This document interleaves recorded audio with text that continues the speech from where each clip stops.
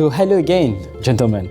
So as you know, to be able to understand Africa, we need to be on the ground. We need to visit, we need to meet clients, to feel the vibes and feel the enthusiasm and the dynamics of this continent. So Wilfried, you've been having a lot of meetings in Madagascar and Mauritius. So tell us more about how it has been and what is your perspective? It was an amazing roadshow we had in Madagascar some days ago. Clearly we met people with a lot of energized entrepreneurs, which whatever the difficulties are always focusing to manage their business, to find solutions, and how we can think coming from Europe, what it is possible to produce high quality goods in the middle of nowhere, in a country where there are no infrastructure, no roads, sometimes no electricity. So each time you had to find solutions. And it was for me, coming from France, a really amazing experience. And I think when you come to Africa, you left with a different vision. And I do believe that there are opportunities after what I saw in this roadshow. And you, from an insurance perspective, credit insurance perspective, how does that impact your decision? I think we cannot work in Africa as we work in Europe. It's a completely different market. Clearly, because as a credit insurer, we need to take risk, which is based on information, which is provided by the different buyers or by the companies. The difficulties we have in Africa is that there are not any structured information, financial information.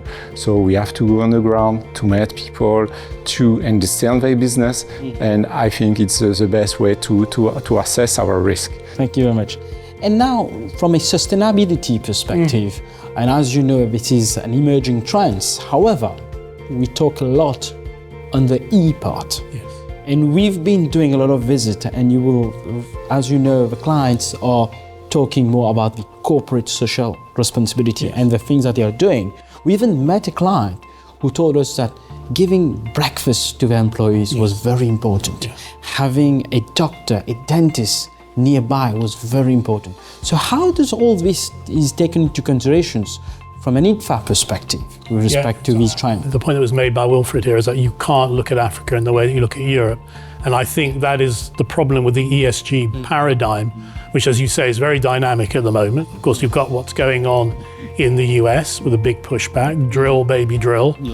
And you've seen that reflected within Europe as well, where there's pushback to go slow, to go a little bit lower. But I think what nobody has really talked about or really done, except maybe or doing it with great participants like yourself, is to really look at what is the S part of that whole formula. And it is, as you say, really basic things that you wouldn't think about, and which in countries that have social security systems like Europe, which is actually in some ways nobody would say has bankrupted Europe. But you have that safety net. You don't have that in a lot of other countries. And this is what commerce brings. It's what business brings. They can bring in doctors, dentists, schools. This is the sort of thing that was done. If you look at the history of the Industrial Revolution in the 19th century in England, this is what a lot of the social pioneers did. Now, in Africa, you often, unfortunately, can't leave that to governments. But you need to value that, and that's what we're trying to do in ITFA with people like yourself.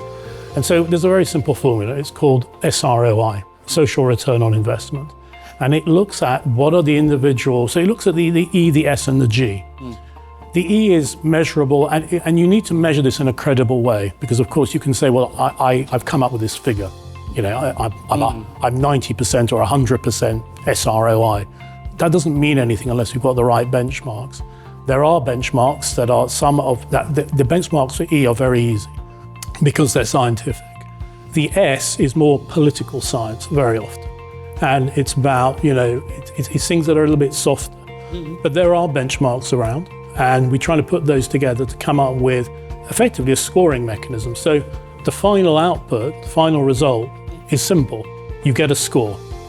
What we have to do is make sure that the inputs are right. We need to get the right benchmarks, the right KPIs going in. We then need to get that model accepted by the regulators and governments, and that's what we are working on, and it's met with tremendously positive response from emerging markets. I think the new focus on ESG in places like Europe and the US means that something like SROI is actually a lot more important. So I think it's a great initiative. Thank you for helping us with it. And we invite, of course, all our members to also join, and some have. We need more.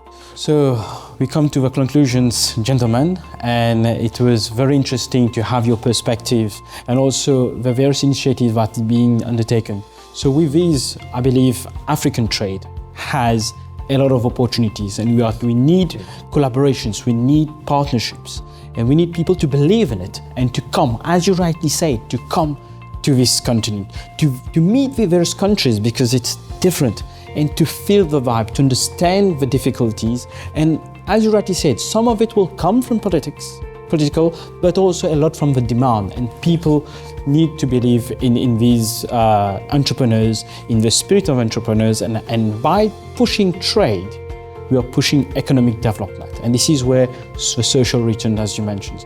So I'm very glad to have this discussion with you, gentlemen. Thank you very much, Wilfried. Thank you for being here.